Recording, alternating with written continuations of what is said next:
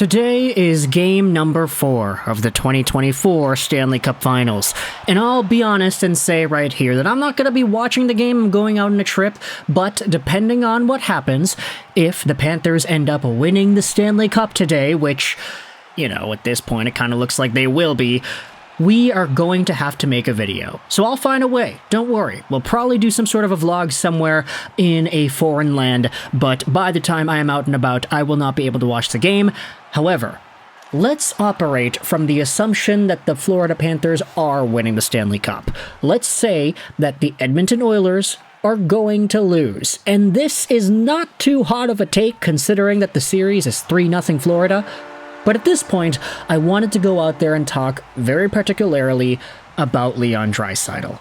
Now, we did make a video just yesterday asking what the hell happened to the Edmonton Oilers. And in it, we had talked about the defense, we had talked about the goaltending, we had talked about the matchup, we had discussed how the Panthers have just escaped the East, playing off against Vasilevsky, Swayman, Igor Shesterkin, these hard-nosed defense cores, and ultimately are now playing against Stuart Skinner and the Edmonton Oilers defense core, which is not as great.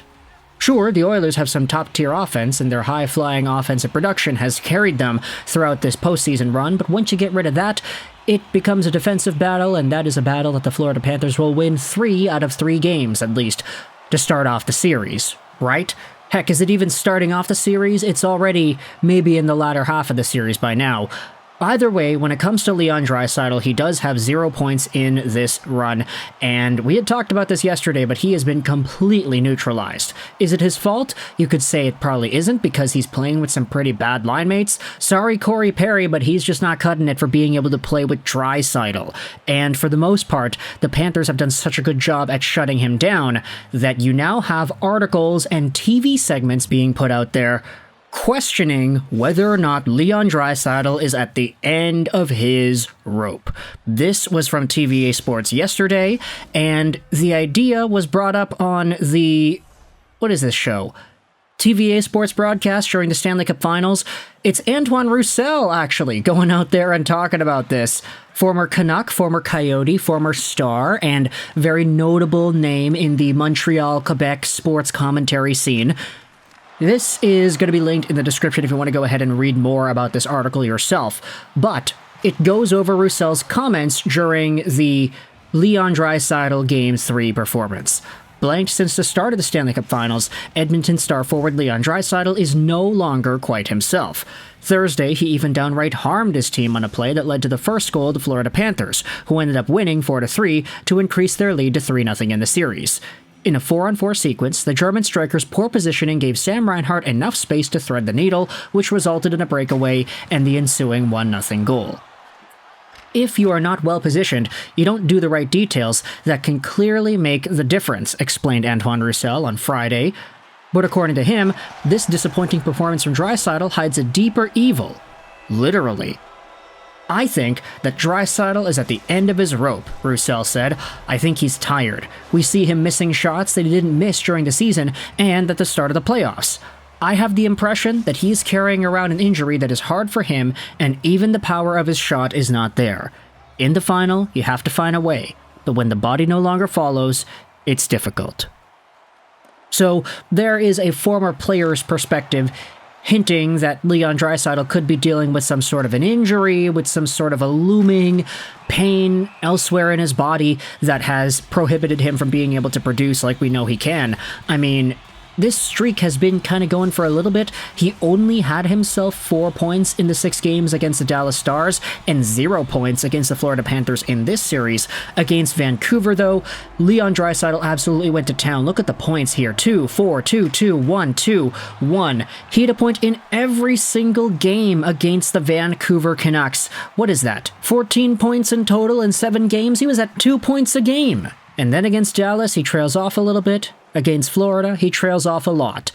And with this in mind, you talk about the Oilers having this insurmountable mountain to climb that leads into Leon Draisaitl's final season of that $8.5 million contract.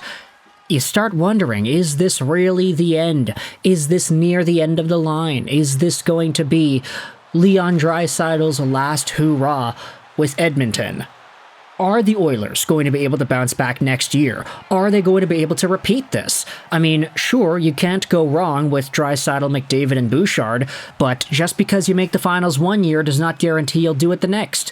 Sure, this series, this playoff run, was a big stepping stone. For many of the Oilers that are on the team right now, you can say that, hey, getting that experience, being put in this position, knowing what it takes to win 3 rounds and make the finals, that's awesome. There's a lot of progression there. I think if you had asked any Oilers fan at the beginning of the season, heck, even back when they were last in the league, hey, how do you feel about making the finals this year? A lot of them would have been like, yeah, that's fantastic. Great outcome. We don't even need to win. But to see the team lose in the ways that they have been, they lost a game 1 where they probably shouldn't have, but they did. They lost a game 2 where they got dominated, and they lost a game 3 where their own mistakes for 6 minutes led to an ultimate L. This series has gotten away from the Oilers, and because it's so difficult to guarantee this kind of a thing happening again next year, it's very rare to see Stanley Cup runner-ups repeat and make the finals the next season. I know we're literally seeing that in Florida, but there are differences, as we had talked about in yesterday's show.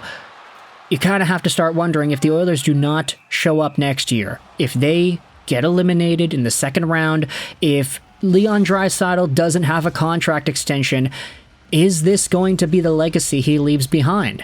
There's a lot of panic going on, I would say, with the Oilers and their fans because the uncertainty is there. Draisaitl can sign an extension as soon as in a few weeks from now, but will he do that? Does he want to stay in Edmonton? Everybody's talking about these different ideas. We had seen rumors popping up about San Jose and Boston, how some of these teams will be really hot on Draisaitl's heels and how they'd want him to come over for $13.5 million a year.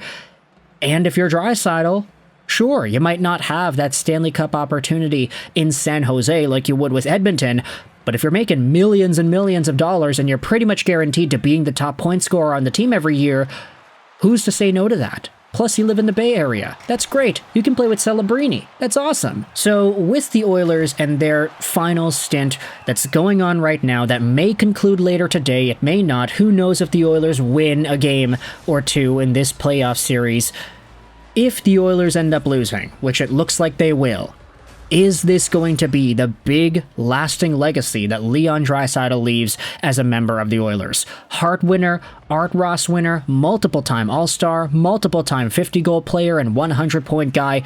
He's an amazing player, but he's been neutralized in this final series, and you can say that if this is it for Draisaitl, if the Oilers don't go far next year, if they lose out in the second round, or if Draisaitl gets traded because he doesn't want to sign an extension or whatever, if this is going to be the legacy he leaves, I don't know where that puts him among some of the top Oilers of all time. Like, sure, he's one of the best players of this generation. He is a Hall of Fame guy. We know that out of Draisaitl. But in comparison to some of the other players of Oilers past who have won Stanley Cups and who have also won hardware and who have also had 100-point seasons, where does that put Dry? Connor Mack, we'll talk about him next year because his contract expires in 2026. Draisaitl's is in 2025, so it's a little bit sooner. But for now, let me know your thoughts in the comment section below.